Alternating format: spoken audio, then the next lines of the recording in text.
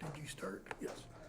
I'll post the exam. The exam's due a week from today by 11:59. I'll definitely have it posted by Thursday evening, probably before then.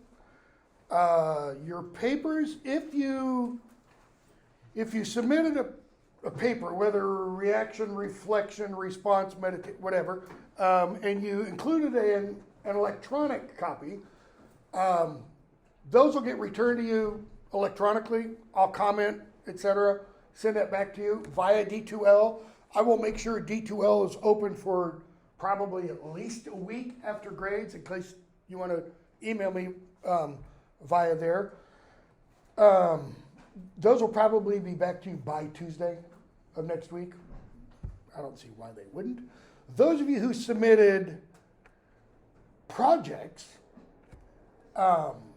whatever, visual, oral, song, etc., I had them all gathered this morning to bring in. I walked off without them. I didn't realize it until about 10 minutes before my first class. I looked around, and they weren't there for some reason. So I will bring those up tomorrow, and we'll set them in a bag or something outside my office door. And you can pick those up then, because I graded those first, because I wanted to be able to give them back to you. Thus far, everything's been good. I've been very, very pleased. Some have been better than others, but we're not all equal, and the whole idea of equity is I won't go in there. Anyways, so let's start with Donne Ecstasy. We did not start this the other day, correct? I had that we didn't. Had that we finished with valediction forbidding mourning.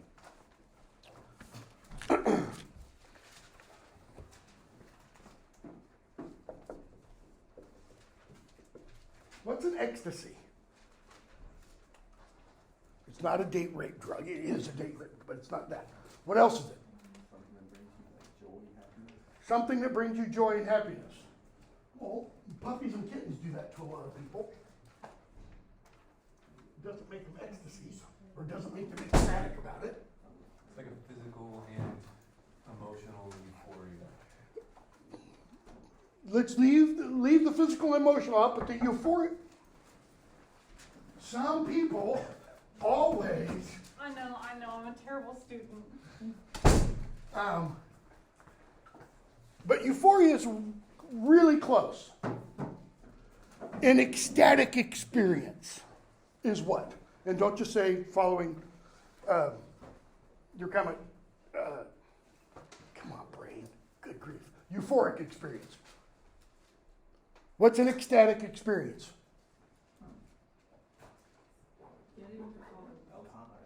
Something that's awesome, It's awesome. It makes you feel full of awe. Okay, we're getting closer. It goes back to ancient Greek. It's an out-of-body experience. And there's another one. Last year classic. Come on. Sorry. So what does it even mean, out-of-body experience? How do you have an out-of-body experience? Because usually, if you leave your body, what's happened? You're dead, right? Okay. Most times, out-of-body experience is what happens when somebody's on the operating table and they kind of suddenly look down and, wait, that's my body, and they're beating on me, and I'm floating away. Not that kind of out-of-body, kind of. The Trinity has arrived.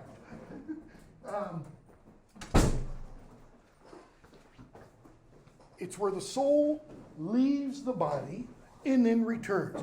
We saw an element, an indication of this idea in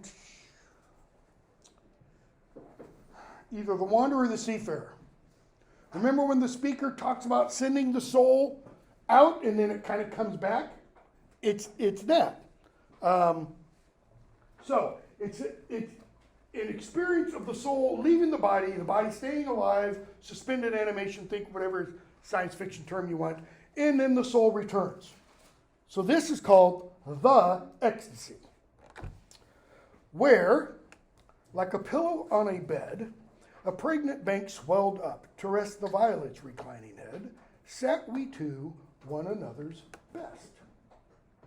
So we start with an image. Notice, like a pillow on a bed. What's like a pillow on a bed? The next image. A violet, a little violet plant, a violet sat reclining on a pregnant bank. Does that mean the bank's about to give birth to something? No, it just means it's kind of puffy and swollen. So there's this little violet plant and it's kind of leaning back against a river or stream bank. Sat we two. Notice that's the conclusion of the simile. Like, sat we two. One another's best. What does one another's best mean?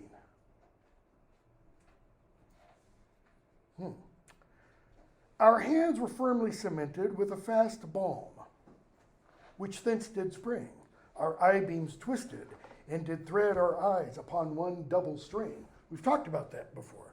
The eyes shoot out beams of light, that's how we see. So, they are sitting doing what? They're not doing anything, right? They're just sitting. Describe their physical postures. In each other's eyes. Looking madly into each other's eyes, and they're doing one other thing, holding hands. And we're told their hands are cemented.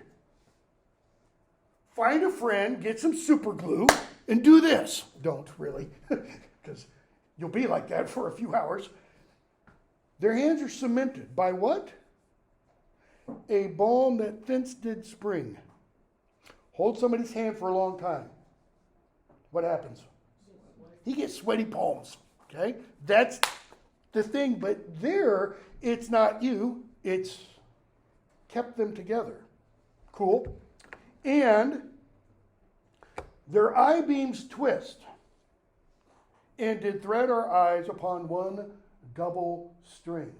I love that. One double. Almost a paradox. And Donne gets really, really close to, he couldn't have gotten to it because we didn't know about this till 1954 or so, but he gets really, really close to the idea of the double helix. DNA. So to engraft our hands, as yet, was all our means to make us one. And pictures in our eyes to get was all our propagation. So what has the speaker just told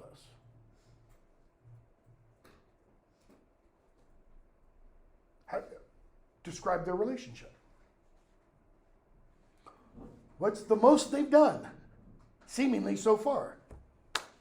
Held hands. They haven't had sex.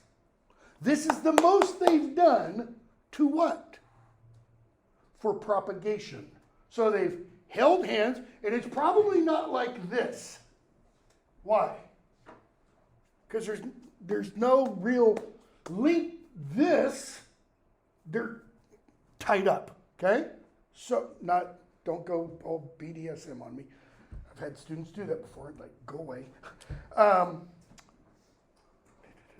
So to engraft our hands was yet all our means to make us one. The two become one by holding hands. And pictures in our eyes to get was all our propagation. How did they propagate each other in their eyes? Talked about this the other day, I think. Go up to somebody, preferably somebody you're on very close terms with, otherwise you violate all kinds of personal space, and look deeply, closely into their eyes. What will you see? Yourself. So what have you just done? Yeah. More. You've, quote unquote, begotten yourself. You've impregnated yourself in those eyes. But the other person has done the same. That's all they've done for propagation. Notice, what kind of children are those going to be? I snickered for a purpose. You turn away, and what happens? Abortion. I mean, it's gone, right? You stop looking in that person's eyes, and your reflection is no longer there. So it's not a propagation. As twigs, another simile, Donne loves similes. As twixt two equal armies, fate suspends uncertain victory. Our souls are like two, what? Equal armies. Kind of like, Russia, Ukraine. They aren't equal armies, but Ukraine's giving them, a run for their money. Our souls do what? Which to advance their state were gone out. Long parenthetical phrase. That's the ecstasy.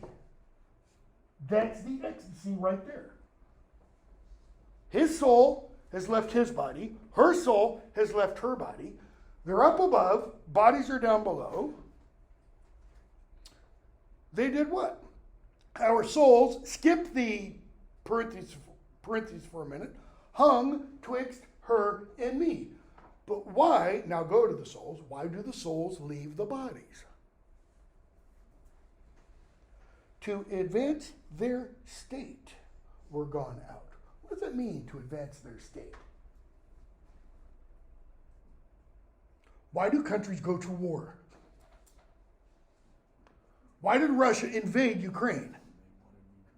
They wanted Ukraine. Historically, not the last 100 years. Historically, go back 300 years, 500 years, 1,000 years. There was no Ukraine. It was Russia. In fact, Kiev was the spiritual center of what's called Russia today. The very Rus from Russia comes from the Swedes.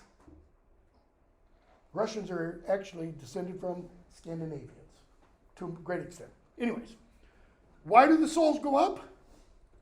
To advance their state. Each one is doing what? Pushing for as much territory as it can get. Why do nations have ambassadors? To advance the arguments, the powers, etc. of their state. Why do people hire lawyers in a divorce? Because I'm not going to let her get much. I'm going to get everything I can, make her homeless, kind of a thing. Or the other way around. Every now and then, you'll see an ad, Facebook Marketplace or such. Really, really, really nice car that should be selling for $20,000 or $30,000 will be for sale for $5,000 or $10,000. Every now and then, I've clicked on those, contacted the person, it's a divorce sale. In other words, it was his favorite car. I don't care what I get for it. I just don't want him to get anything for it. So you sell a fine car for $5,000, kind of a thing. So they're negotiating. And whilst our souls negotiate there, and so we're told that's what they're doing, we, like sepulchral statues lay. So this is, in one sense, if you're talking about marriage and you're filthy rich, because, when my wife and I got married eons ago, there weren't prenups. This is like a prenup. I want this. If we break up, you don't get this and you don't get... Notice, a prenup predicates what? About a future marriage. Yeah, it's probably not going to last. So we're going to cut our losses at the beginning. We, like sepulchral statues lay. What's a sepulchral statue? Go to the cemetery down on Highland Avenue. You'll see all kinds of sepulchral statues. They're statues that sit on or near monuments or statues on graves. Often they're things like angels. Why? Because you want to think the dead person was an angel. I've never been to a cemetery before where you see, cloven hooves, horns, and the pitchfork. You don't want to depict your long-lost grandfather as Satan incarnate.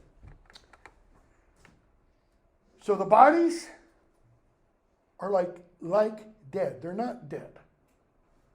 All day the same our postures were. Kind kind of implies we began in the morning and it lasted till late afternoon. All day the same our postures were, and we said nothing all the day. So they're sitting there, holding hands, leaning against the bank, looking deeply into each other's eyes, not saying a word. All right? If any, so by love refined, that he soul's language understood, and by good love were grown all mind, within convenient distance stood. Okay, so just pause there. What do you need in order to understand the language of souls? According to this line, or this passage. Or, excuse me, what must have happened to you? You have to be refined by love. Okay? Go back for a moment, valediction forbidding morning. Dull sublunary lover's love, whose soul is sense, cannot admit absence. Why? Because it doth remove that which elemented it. If the love is sensory perception, all the five senses, then when the thing that your senses attach to leaves, that love is gone because there's nothing for the senses to attach to. This is a love this is a soul that is refined by love. This is outside the realm of the moon. This is the kind of summum bonum soul, the highest good or love. Goes back to Plato's allegory of the cave. You leave the cave, this world, the world of shadows, the world of images, and you go to the real world, and the light of that real world is not these god-awful things, and it's not the sun, because the sun is an image of that light. That's the highest good. That's what Socrates said, that's God. You see by the light of God, so to speak. And the idea is to get as close to that as you can. Okay? So, if you're refined by love, you're up here. Right? So, if any so by love refined, that he soul's language understood, right? Because does the soul speak like I'm speaking now? When was the last time you heard a soul? See, if my hearing right now were so by love refined that I could hear souls, I bet I'd hear a cacophony of voices right now. Like, what the hell is he talking about? Why doesn't he get to the freaking point? Kind of a thing. Okay? And probably a whole bunch of other stuff. Thinking other classes, thinking of other people, whatever. And by good love were grown all mind. Grown all mind, that doesn't mean like, some of those old Star Trek episodes or like some of the freaks in the Star Wars cantina, people with these big giant heads because they're brainiacs. That's not what's meant by all mind. It's getting again back up to here. Okay? Ultimate mind. Ultimate rationality, if you want. That he were grown all mind, within convenient distance stood, he, though he knew not which soul spake, because both meant, both spake the same, might thence a new concoction take. So, imagine the two souls are up here, they're negotiating, and what do you have to do when you negotiate? You got to talk, okay? And somebody comes and stands nearby, looks at them, but because he is so refined by love, he understands soul's language, he hears the voices of the souls. But he doesn't know which one's speaking. Why not? Because both meant, both spake the same. Okay, they each left their body. Why? To advance their state. So his soul leaves his body because he wants to argue his position. Her soul leaves her body because she wants to argue her position. And we're told The person who is refined by love comes in, he listens, and they what? His position is identical to her position. And her position is identical to his position. Both spake. See, we can both speak the same. You can have two people say the exact same words. What often is the difference, though? Totally different intentions. Remember the passage in Sir Gawain and the Green Knight? Third day testing by Sir Gawain, of Sir Gawain by the knight's wife. What does the narrator tell us? It was all perfectly pure. Why? There were no ill intentions. In other words, it's like she's saying one thing, but she doesn't actually intend it. So one of the interesting things about that passage in Sir Gawain and the Green Knight is what if he goes, hell yes, I'm going to do it. What would she do at that point? She's all alone. Her husband's away, way up in a high tower, doors locked. Oh, and Sir Gawain, you're so much stronger than me. You could take what you want, and I'm just a little frail. The implications are, this would not be good, right? So, the person who overhears this might thence a new concoction take. Your gloss, be even further refined. Concoction, coction together with. That, the coction, sometimes sweet shops, candy shops and stuff, confections, the confection and concoction, they're related. It means this refined, purified thing. So the person going and listening to this would leave what? Even more refined by love. Even more, in other words, closer to this kind of higher good. And part far purer than he came. Okay? And here's what he would hear. This ecstasy, this out-of-body experience, doth unperplex, we said, and tell us what we love. We see by this, it was not sex. We saw not what did move. I've asked more than once in here, what's the correct answer to the question, why do you love me? That's what they're asking each other. Or that's what they're saying. We say, this ecstasy doth unperplex. Okay, so what's going on? Literally in that line. The ecstasy. When our souls left our bodies, what? What happened as a result of our souls leaving our bodies and having this conversation? Now I get it. Now I know why I love you. Because down here, I don't know, sex is mixed up in it. The body's mixed up in it, but is it just that or is it more? Souls leave the bodies. Now it's clear. What do I mean? Now I'm no longer perplexed. Because why do you love me is just as much about me as it is about you. What is it in me that what? Makes you love me? And what is it in you that makes me love you? What do they see? It wasn't sex. It's not the fact I'm a male, heterosexually. I'm a male, you're a female. I'm a female, you're a male. It's that.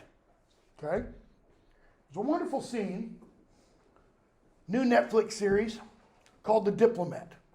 Kerry Russell plays U.S. ambassador, thrown into position. U.S. ambassador to Great Britain. And there's this scene where she's speaking to the British Foreign Secretary. Big, tall, black guy. Drop dead gorgeous. Think Idris Elba more. In fact, my wife said the other night, she goes, I don't know which of those two is better looking, him or Idris Elba. And then she goes, and if you weren't around, or if you weren't in the picture, I was like, and probably even if I was in the picture, if those two walked in the room right now, and she just kind of chuckled.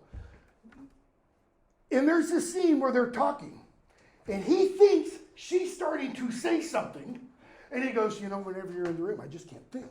And she's like, no. Like, no, I'm not going there. And he's like, oh my God, I can't believe I just, because he implies his attraction. A later scene, they're talking alone, something major is happening, the world's about to blow up. And she goes, you know, of course I can see you're an extremely powerful, charismatic, handsome, good-looking, long pause man. And then she turns away, okay? It wasn't sex, they say. It has nothing to do with that physical appearance. We see, as the souls are speaking now out of the bodies, we saw not when the souls were in the bodies, what did move? What's the move? What movement is being implied? It's an image we've talked about more than once since starting the Renaissance. The idea of the spheres. God stands out here, stands totally motionless, and kind of, you know, he can't even do this because that's a motion. But God, unmoving, causes the spheres to move.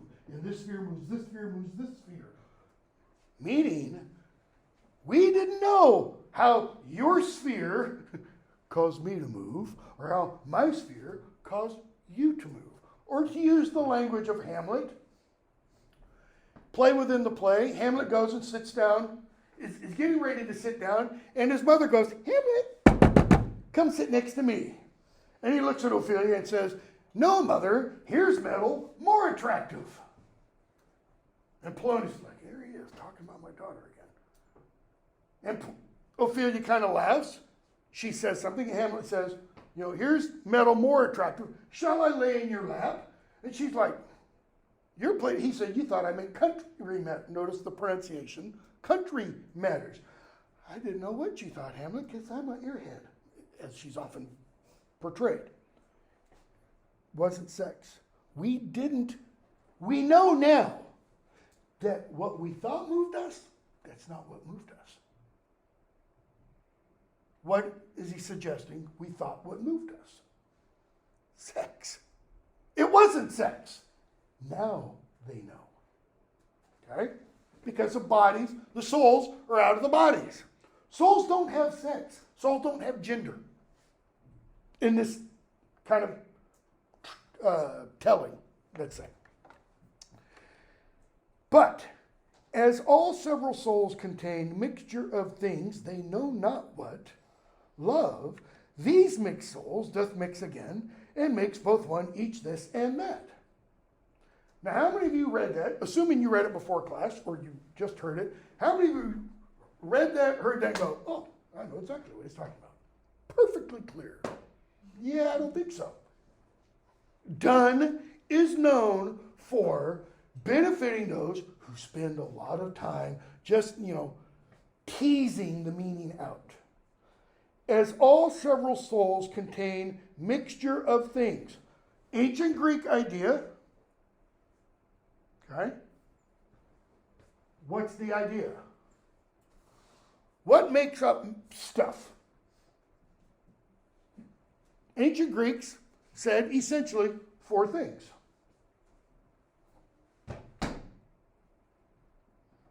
Assume we're on the ground or outside. Earth, air, water, and fire. Those are the 4 primary elements the ancient Greeks thought. Aristotle comes around and goes, nah, there's more than that. There are atoms, smaller portions that make up things. It's where we get the idea of atoms, okay?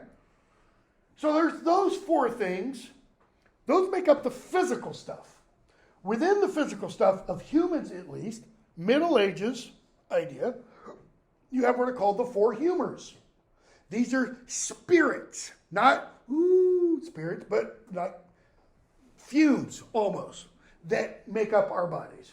You can be hot, cold, moist, damp, dry.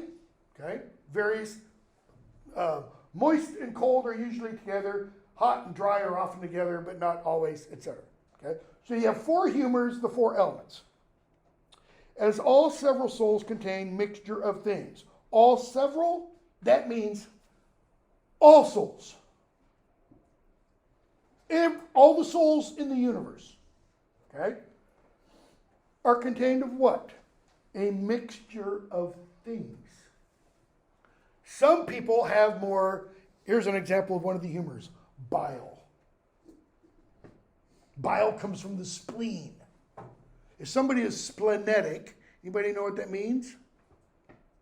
Hot-tempered. Bilious means full of bile. Angry. Redheads are usually described this way. Okay? If somebody has a lot of phlegm, it means they're often sickly, their eyes are watery all the time, etc., etc. Okay? So the souls contain mixture of things. They know not what. That is, they don't know what their souls are composed of. Love does what? Love, these mixed souls, because each soul is made of a bunch of things, love takes these mixed souls and does what? Mixes them together. So soul A mixes with soul B. Okay? And makes both one, each, this, and that. In other words, this soul fits with this soul. Okay? Keep in mind, each one in and of itself has a mixture of things. And none of those are mixed equally. That is, this soul doesn't have the exact same components as this one, or the exact same percentages of components. All right? So it mixes them again and makes both one. Each one becomes what? So if this soul is mixed and it's missing something, and it gets mixed with this one over here, this one supplies what is missing. And if this one has something that this one likes, it supplies this one. What do they do to each other? They complement. P-L-E-M-E-N-T. They, Jerry Maguire used this line many times, they complete each other. In other words, I'm not whole. This line would suggest without my wife. She's not whole without me. And then he goes back to the stupid violet. What? Why? We're just kind of getting somewhere. A single violet transplant, the strength, the color, and the size, all which before was poor and scant, redoubles still and multiplies. Okay, so what's your point, John? Take a violet, and you can separate it, you can divide it like you can daylilies and irises and other bulb kind of plants. You can divide them and do what? You can multiply them. Take it, plant it, and when you take it and plant it, it's now what compared to what it was before? It's small and little and scant and etc. But it will do what?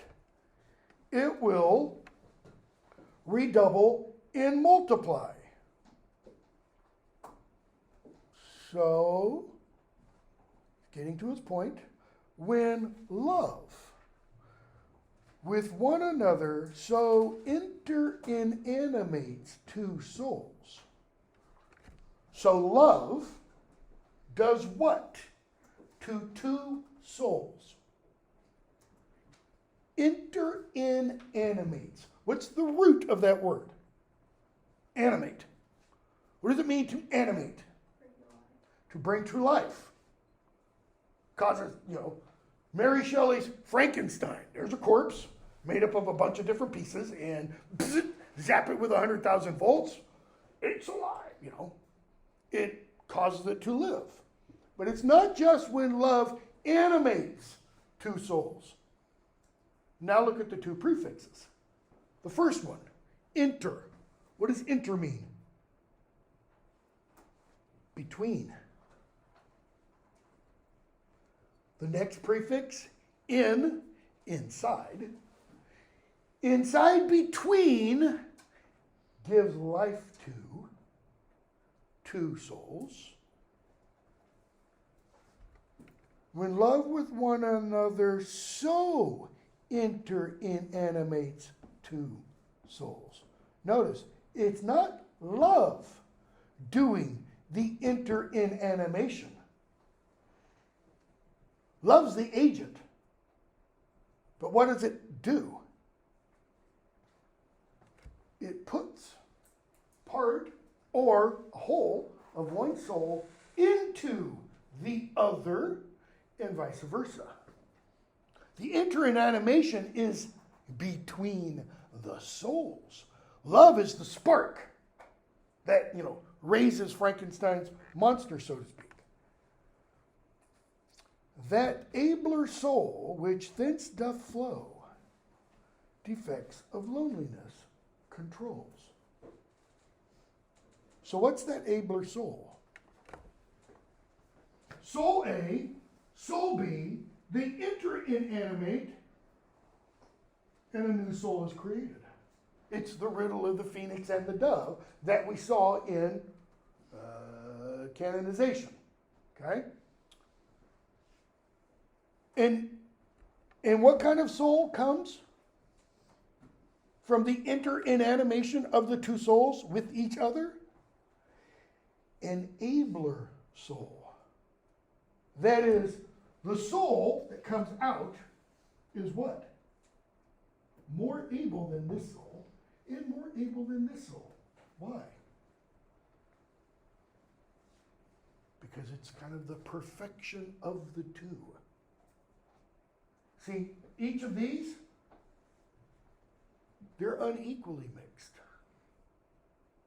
And the old Greek idea is, you know what causes people to die? The fact that we're not mixed inside. We're not composed equally. We have too much of one of the elements or another. And if they were equally mixed, the idea is we would never die. Okay? And it does what? That abler soul does what? Defects of loneliness controls. So what is that abler soul? Is this a child? Nope. It's the two become one. That is the abler soul. And it does what? Defects of loneliness controls. How? Valediction forbidding mourning. We care less eyes, lips, or hands to miss. Even though I go away, there's not a separation, he says. Why? We're still connected. I think I've mentioned in here before, there have been a couple of surveys done recently, worldwide. I don't need to know about, including every last, group of people, but worldwide, a couple of surveys have been done that have shown the number one problem in 2023 isn't hunger, isn't poverty, isn't lack of proper water and air and electricity and all that kind of stuff.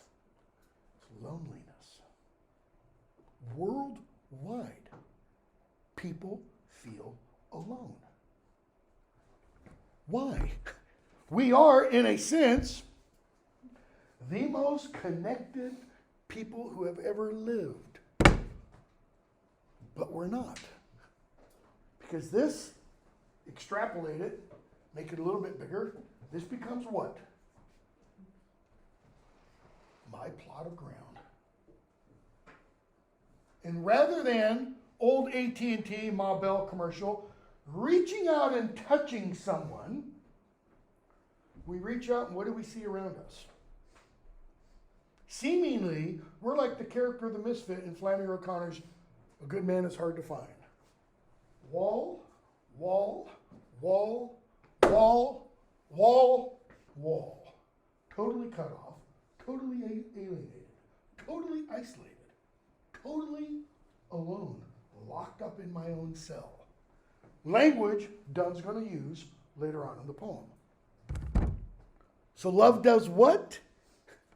It inanimates and it knocks down those walls. But something has to be done for that to happen. That abler soul which thence doth flow, defects of loneliness controls. Why is it sometimes, doesn't happen a lot, every now and then, usually about once a year, you'll hear about an elderly couple that dies. They've been married 50, 60, 70 years. One of them dies, and literally within 24 hours, the next one does. A lot of people would look at that and go, because the one who's left is now lonely. It's like my other half is gone. We then, bear in mind who's speaking. Both spake. Both meant the same. See, it's the meant part, to me, that's all important. They're saying the same words, and they mean exactly the same thing. The intentions are the same. Where do the intentions come from? The soul. We then, who are this new soul, know of what we are composed and made. What are we, the two speakers, composed of? Each other. For the atomies of which we grow are souls, whom no change can invade. The atomies. We wouldn't use that term, we would say the atoms. That is, the smallest bits, the smallest elements that we are composed of are souls. Why? Because they join together and each become one. Why do both speak and mean the same? Because it's like this union has already occurred. Why do they now know that what they thought attracted them wasn't what attracted them? Because now there's nothing missing. Okay? For the atomies of which we go are souls whom no change can invade. Now, if you stop the poem there, what? I mean, that's just this great love poem. The kind of love they have is what? This is the kind of love that cannot die. Why not? Why are souls whom no change can invade? Why can change not invade souls? Again, Greek philosophy gets adopted, modified somewhat in early Christian theology. Souls, immortal. Immortal doesn't mean only not dying. The dying there implies something a little bit before that. Not changing. Souls are unchanging. Okay? But oh, alas, so long, so far, our bodies, why do we forbear? Those two lines cause some people some issues. Because those two lines can be read. So let's stop having this conversation and let's get busy. Let's get back down to our bodies. Because now we are what? We are forbearing our bodies. But what does the now imply? What does he say? Alas, so long, so far, our bodies, why do we forbear? Now, this might mean literally during the ecstasy. Bodies are down here, frozen, seemingly, and the souls are up here having a talk. Why do we forbear? We should go back down to our bodies. We've been up here a long time. It could mean that. What else could it mean? What was their only means so far for propagation? Looking into each other's eyes and holding hands. They're ours. What are the there? Theyre. The bodies. The bodies are ours. They are ours, though they're not we. What?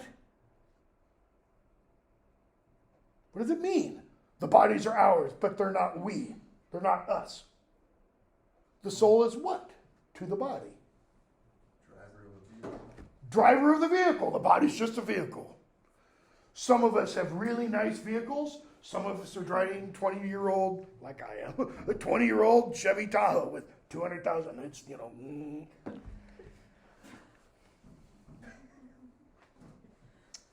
They're ours, though they're not we. And then we get the conclusion. We are the intelligences, they the sphere. And we're back to the whole sphere thing. As I talked about the other day. In the Christianization of that sphere ideology, in the Middle Ages, each sphere had a ruling intelligence, an angelic being that governed it. Okay? We're the intelligent, not this stuff. What's inside? What is now speaking? That's the intelligence. That's the guide. The body, that's the sphere. So the sphere does what the intelligence tells it to do.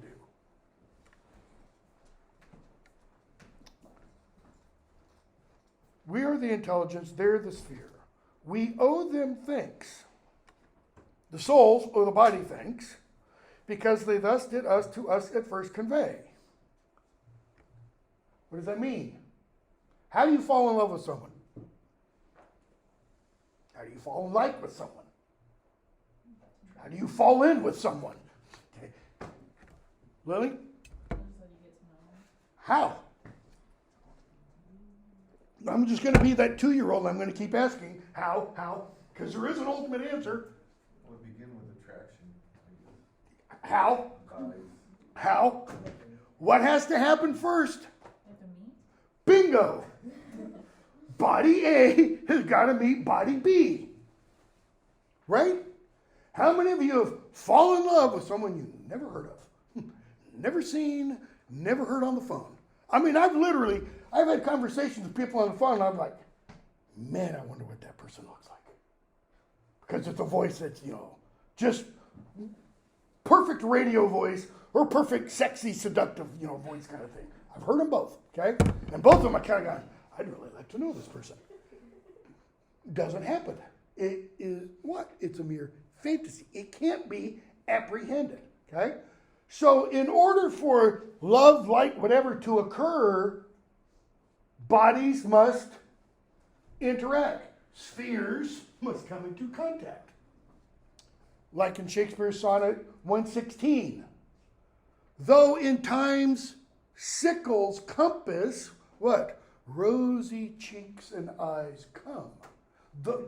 You can't have cheating happen until someone else comes into view, so to speak. Okay? Because they thus did us to us at first convey. I couldn't marry my wife unless I'd met her first.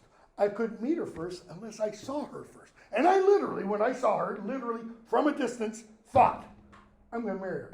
Don't ask me how, don't ask me why, because I had read this at that point.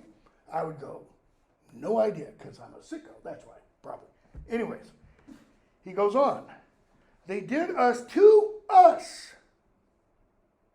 What's the us? The souls.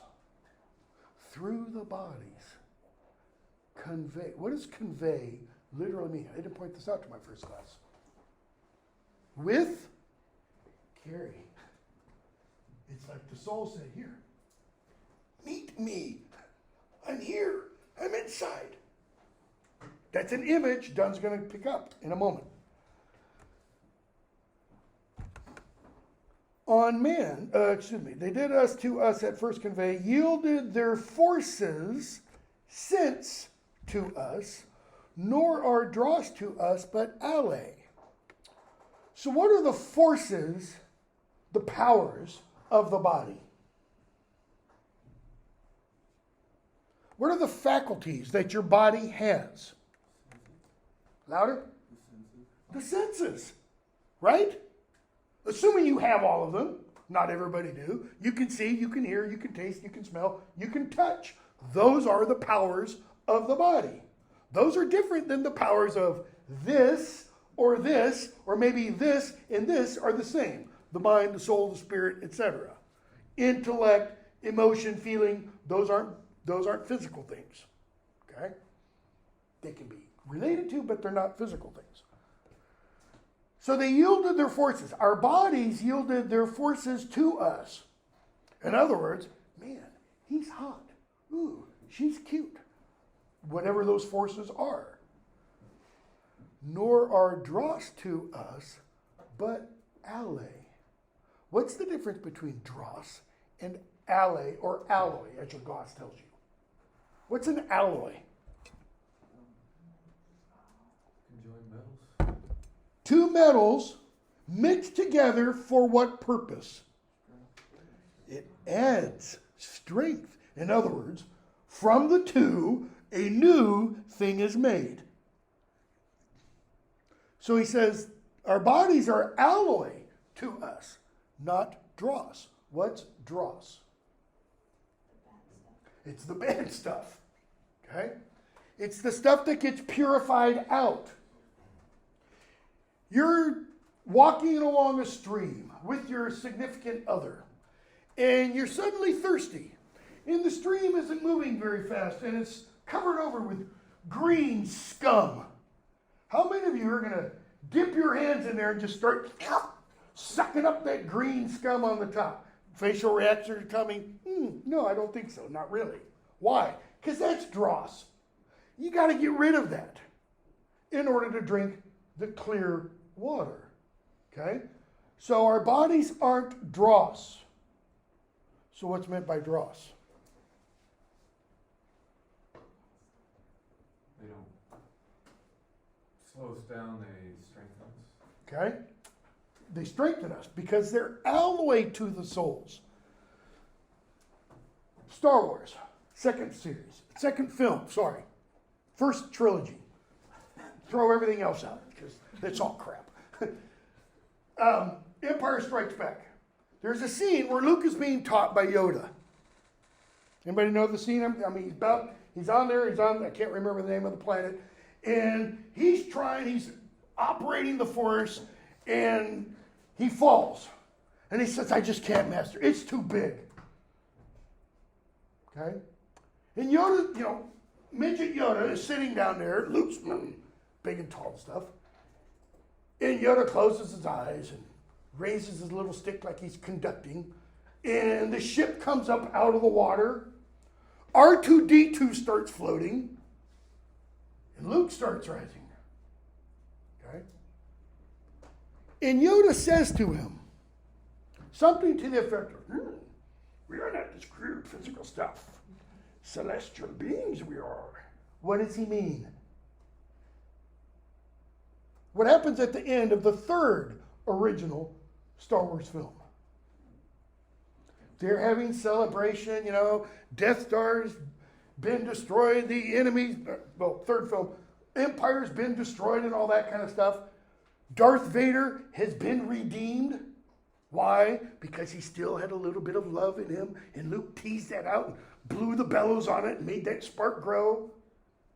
And what do we see when they're celebrating with this stupid little stuffed teddy bears? We see Yoda glowing, Obi-Wan glowing, and Anakin Skywalker glowing. Why? Not crude physical stuff. Celestial beings. What does this have to do with this? The ideology behind that language in the Star Wars films is that this stuff, it is dross. This is impure. This holds us back. This imprisons the soul. Ancient religion, Manichaeanism, held that there is a duality to the world. Good and bad, good and evil. Spirit and matter. Matter was evil. Not just ungood. Evil. Matter kept us held down. It's tied or related to the Gnostic religion and the early Christian Gnostic heresies, which said this stuff is bad. Mind, soul, spirit, that's what we all want. Jesus was a great leader of mind, soul. Forget the resurrection. Didn't really happen. It was all an appearance. And forget the incarnation. Didn't really happen. Tied in with all of these are a bunch of quote-unquote Christian heresies. The idea that Jesus wasn't really human. He was just kind of a fiction. He didn't really suffer. He kind of pretended, etc. Okay? Why? Because the physical stuff is inherently bad. And we have to get away from it, was the idea. Okay? Early church said, wrong, wrong, wrong. Go back and read your Bible. Beginning. First day. What's God say at the end of the day? That's good. Second day. What was made? Physical stuff. Second day. More physical stuff. That's each day creating of physical, and it's all good. Okay? The physical stuff, Donne is saying, isn't dross. Isn't stuff to be purified. Or, excuse me, isn't stuff to be removed. It's what? It's an alloy. Like mixing, I don't know, titanium and aluminum. Aluminum, for its lightness. So you don't want to mix titanium with steel, because steel's really heavy. Aluminum is a really light metal. Titanium is a very strong metal. You temper those together, and you have something strong and light. Great for aircraft. Okay? The body, it's alloy. He's going to go on. On man, heaven's influence works not so, but that it first imprints the air. What? How do you imprint the air? Every now and then I'll smoke a cigar and I'll get a big mouth of smoke and go and try and do smoke rings. Imprinting the air? Kind of. How does heaven influence us? By imprinting the air. Bell's back to going. What? What the hell is he talking about? St. Paul says, at one point, can't remember where, be careful how you treat strangers. Why? Anybody know the rest? Because sometimes people have entertained angels unawares. When traditional Christian theology, doesn't matter which branch, which color, flavor, whatever, Christianity. March 25th, when Mary had a vision, who/what visited her? Why March 25th? 9 months later, December 25th. Gabriel. How did Gabriel appear to her? Did she just have a dream? Most of us, when we just have a dream, we wake up and we think, well, that was weird, or it goes away. Didn't go away. And it spoke to her and it told her very specific things. And then her husband had a dream. No. How does Gabriel appear? Within the Old and New Testament, how do angels appear? Angel, angel, angel, angel, all the way around the room. Well, maybe not you, but what do I? Takes on a form. Doesn't have wings. What are the wings for? That's cherubim and seraphim. Messenger. The ancient Greek god Hermes, who was the messenger of the gods, had what? Winged sandals. Because he brought the word to them. Why does the post office have an eagle often in its insignia? Because the American eagle? Maybe. I think it's more because messages. It imprints the air, and it has to take a form. How else do people hear the quote-unquote word of God? Now, if somebody says right now, just suddenly stood up and started, yes, Lord, what would all of us do? I don't know about you. I back away, open the door, and block all of you as I run out first. Because that would not the appropriate place kind of a thing. But the implication is, if God wants to interact, what does he do? Sends a messenger. That's what an angel is. Angelus just means messenger. Okay? On man, heaven's influence works not so, but in other words, it doesn't just, Elon Musk wants to create what's called a Neuralink. Put a chip in your brain so that you can, hell no, so that you can communicate with each other. Danger lies that way, You're driving too fast and you automatically get a ticket because the Neuralink tells everything. Crazy. So, soul into the soul may flow, though it to body first repair. Okay? It's the ending of a simile. The simile kind of begins with heaven imprinting the air. How does God want to communicate? Well, he's got to communicate with a thing, a person. So soul has got to do what? If the soul wants to flow into another soul sex, what must happen first? Those souls have got to go back down into the bodies. Doesn't mean the bodies have to have sex. What's a soul without a body?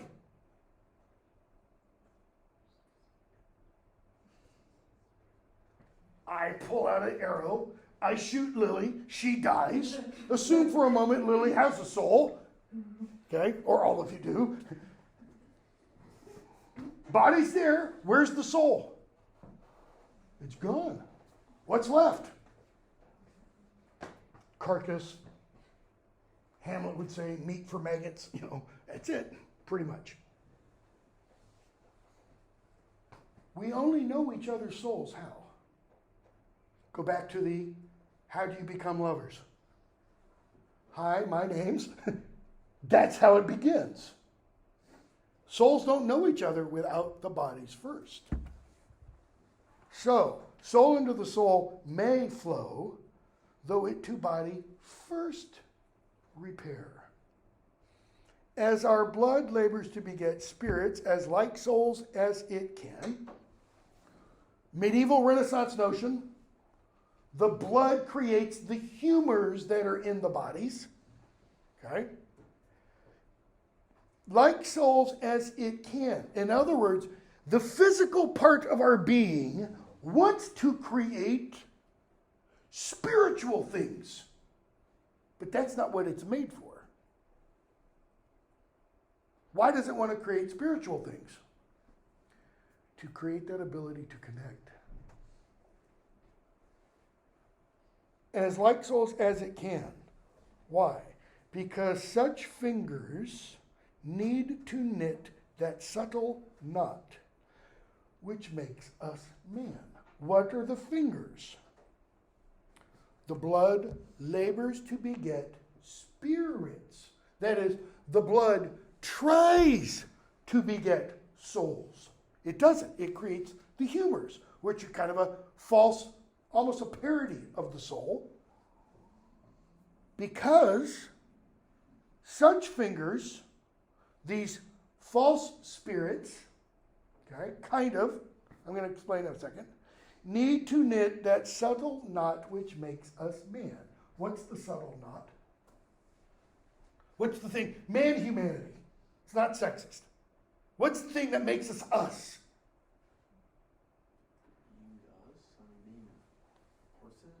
Keep going. That it? Just the body?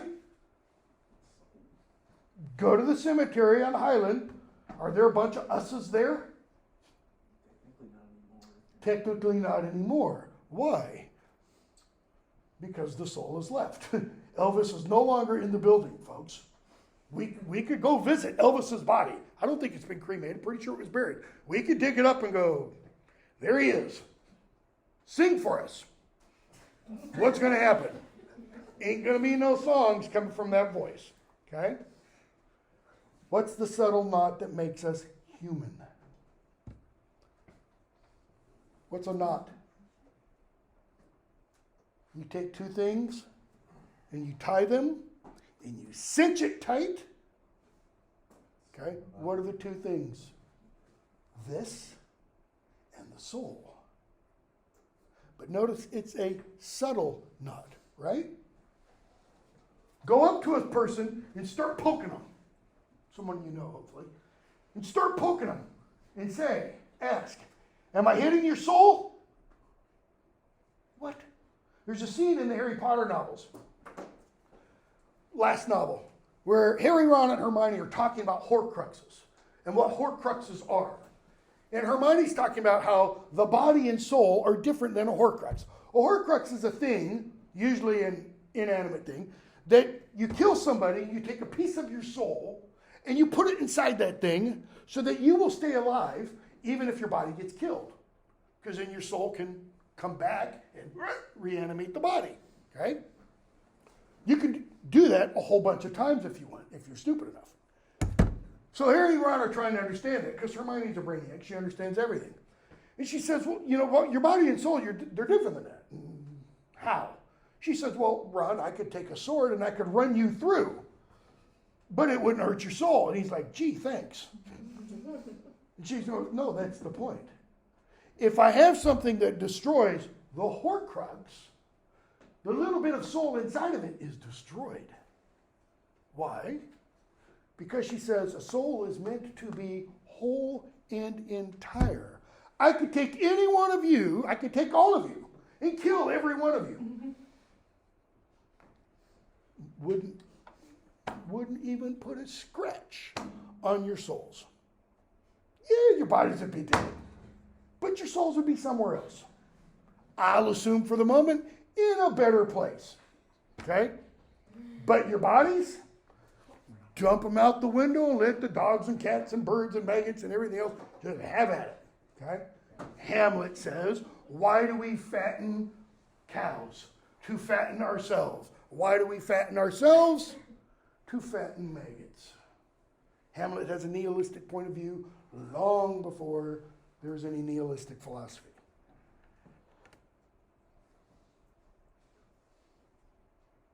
Because such fingers need to knit that subtle knot. Why is it subtle? It's hard to find. It's hard to locate that spot.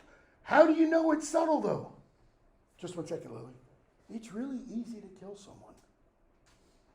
It doesn't take a lot. And as soon as you have killed them, what do you know? Let's say I'm not the killer. It's one of you. Let's say it's Lily. And she pulls out a Glock. Boom! I'm tired of listening to this old man.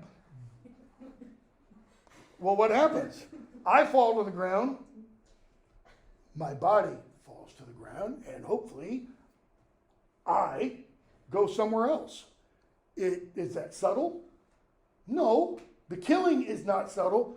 But the separation, go back to, as virtuous men pass, valediction forbidding mourning.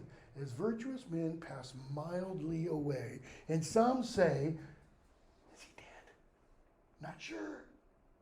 You can't tell when the knot is undone. Question or comment? If you can remember. I have both, I guess.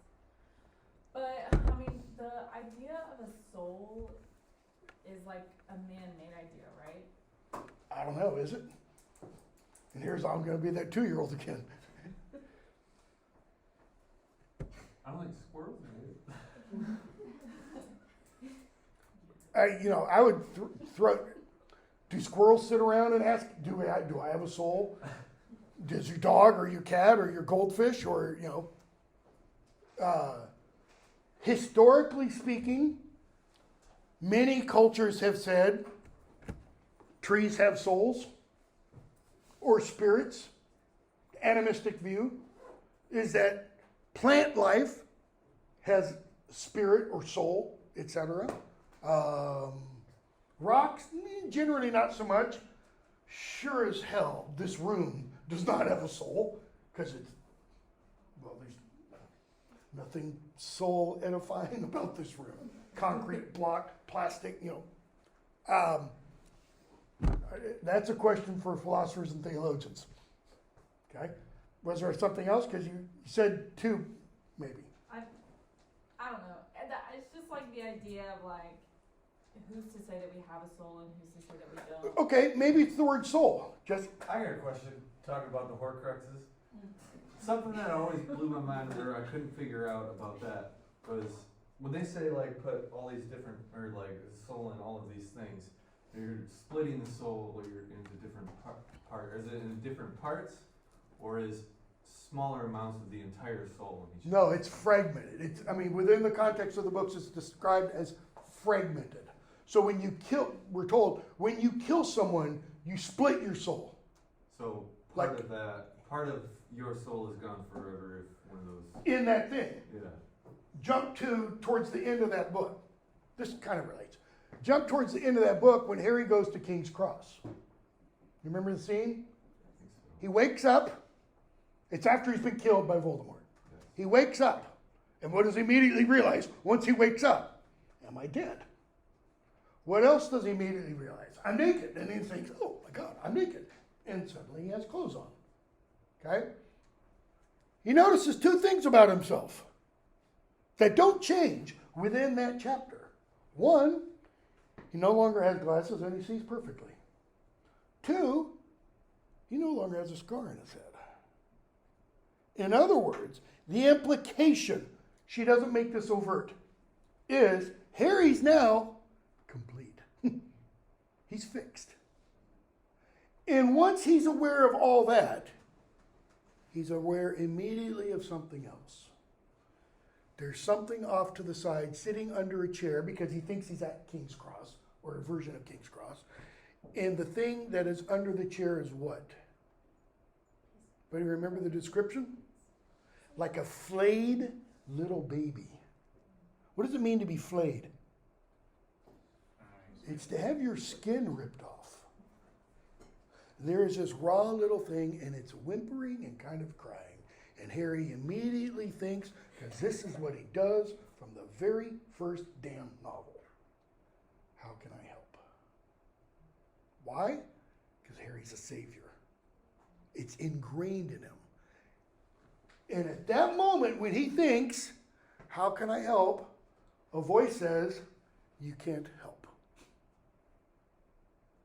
Too late for that one. For that one.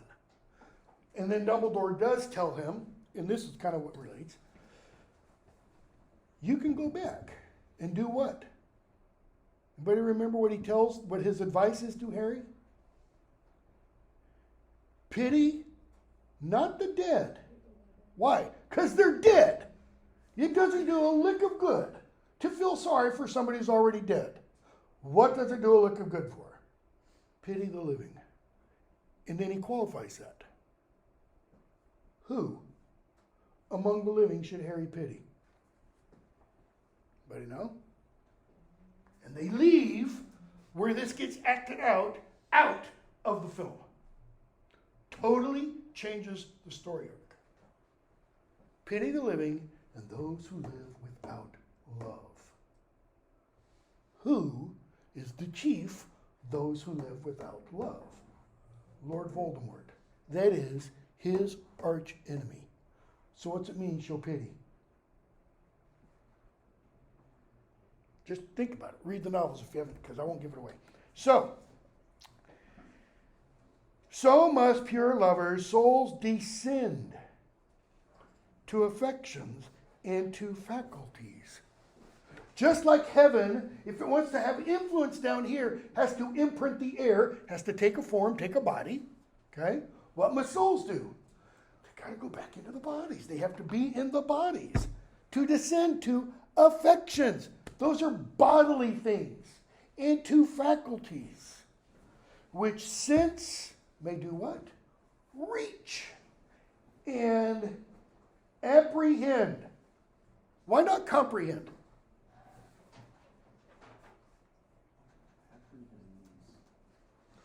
Cops don't comprehend suspects. They try later. They apprehend them. They have to take control. Okay? Which since may apprehend, which since may reach and apprehend, else a great prince in prison lies. What's the great prince? Or princess, if you want. I don't think you need it. What's the prison? Crude physical stuff. The prince, celestial beings. The soul, and maybe soul is not the best word. Okay? Other Harry Potter novels, again, same book. Dumbledore and Snape have a conversation. And Dumbledore is talking about souls. And Snape goes, souls? I thought we were talking about minds. And Dumbledore essentially says, tomato, tomato. Same thing, Severus. You know, people, idiot, my terminology, don't mean to offend anybody. Yeah, I take that back. Yes, I do. Idiot Christians who want to burn J.K. Rowling at the stake or burn her books should maybe open their damn eyes and read one of them. Because the books are about the exact opposite of what they've been told. The books are all about one, other than how to die well. You know how you die well? Redemption. Redemption. Beginning of 7th book begins with Harry forgiving Dudley. In the end of the 7th book, I will give this part away, Harry offers Voldemort the opportunity for redemption, the opportunity to make his soul whole, to be complete. How? What must you do? Contrition. You got to be sorry. Not, oh, I'm sorry. Real contrition, confession, the whole 9 yards. You have to really feel it. And he's like, what? So, the prince is the soul. The prison, the body. If what? Go back to that AT&T Ma Bell commercial. If you never reach out and touch someone, what are the things for people that you have called on this? Phone numbers, addresses, and such. They're called your contacts. What does the word contact literally mean? It means to touch. Careful, don't just reach out and touch somebody randomly unless you're good friends. It means to touch. How often do we touch those people in those contacts? I know people in my family have 1,500 Facebook friends. Over 1,400 they've never met. No. That is the bastardization of the word friend. I mean, think about how much the language of modern technology has screwed up our thinking, okay? To our bodies turn we then. Why?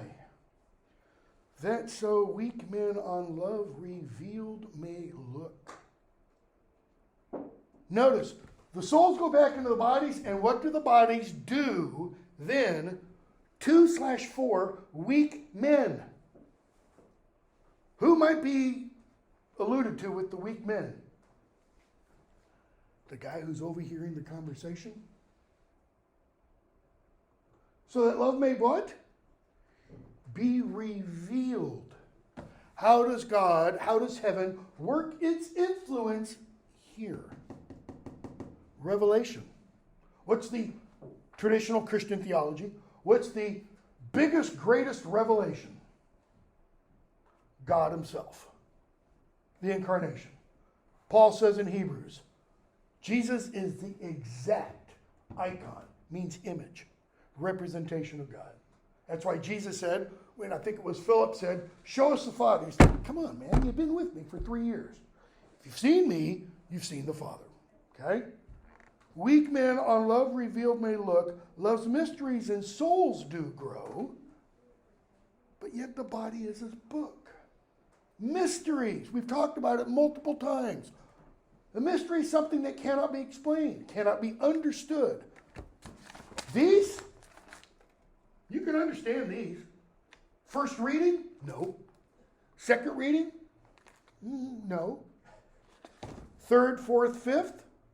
C.S. Lewis says the mark of a good book is a book you go back to again and again and again. The flip side of that is the mark of a good reader is someone who rereads. It's not just someone who reads something once to try to get all the information out of it. Why? What information are you going to get out of this poem? Information, data, zip. You're going to go around talk to your friends. Oh, we should have our souls go out of body so we can talk and negotiate what we want and then go back and have sex. No. Hopefully that's not what you get out of it. If it is, I failed entirely. Loves mysteries and souls to grow, but yet the body is its book. Meaning, we can read the book. There is something radically different between reading something in one of these versus reading something on one of these. The information is the same. There is a tactile difference. Okay? He goes on. And if some lover, wink, wink, the guy over hiding behind the trees, such as we have heard this dialogue of one. What? Paradox, oxymoron. How can you have a dialogue of one? Duh, that's called a monologue. So why is it a dialogue? He's speaking, she's speaking. Both spake, both meant the same. Let him still mark us. What's meant by mark? Pay attention to. It doesn't mean just glance and look at and notice. It means stare. Stare to the point where it gets really creepy. And he shall see what? Small change when we are two bodies gone. In other words, the souls aren't going to go down to the bodies. They're going to rip their clothes off and go at it. Speaker is saying, you know what? Our love, even in our bodies, is so much refined, people would hardly even know. Okay? We don't have time for meditation 17. I thought we would. So, I'll do it. I'll send you the link for my first class, and I'll tell you where to start watching it for the last, it's like 10 minutes, maybe 15 minutes. For Meditation 17, please do read it. It's one of the greatest things.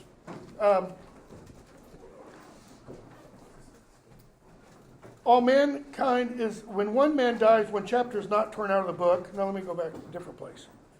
We're done talks, very, very briefly. We got 4 minutes, 3 minutes. He says, no man is an island, entire of the main. Paul Simon, Art Garfunkel, late 1960s, wrote a song called The Boxer. The Boxer had a line in it. I am a rock. I am an island. Why? Because a person's separating himself from everything else. Donne says, every person's death diminishes me. What does he mean by that? He says, as much as if a clod washes off the mainland of Europe, as if a promontory, a clod, a little speck of dirt versus an entire cliff. That diminishes Europe. Every man's death diminishes me. The homeless person under the bridge that goes under Broad Street, as well as if the president died. Donne is saying, every person's death. Why? We're all connected. None of us, the speaker is saying, is alone. Even though loneliness is the greatest problem apparently confronting the world today. So I'll send that. I'll also send one that covers the last few poems, unless you want to meet I don't think there'll be many takers. A week from today, take that back, that was the time for my first class. I don't know what the time is for the final for the second class. If you wanted to meet next week to discuss these others, I'm willing to. It would be during the assigned final time, not what's on the syllabus. Anybody? Nah, kind of what I thought. Probably not. I would be down. Wait, No, hold on, like, come. yeah, who said no? Like, They're facial. Show of hands. Who wants to? Nah, okay, see now they're less than half. I'll think about it and let you know. But just in case I don't, I'll send an email that has links that covers these other poems. Okay. Those of you who did pictorial song kind of stuff, I think I said at the beginning of class, I forgot to bring those. I'll bring them up tomorrow. They'll be outside my office before 8 o'clock. You can come by and pick them up. Those of you who submitted papers of whatever kind, reaction, response, meditations, formal papers, if you sent it, if you included digital, if you did send me a digital one like I asked you to,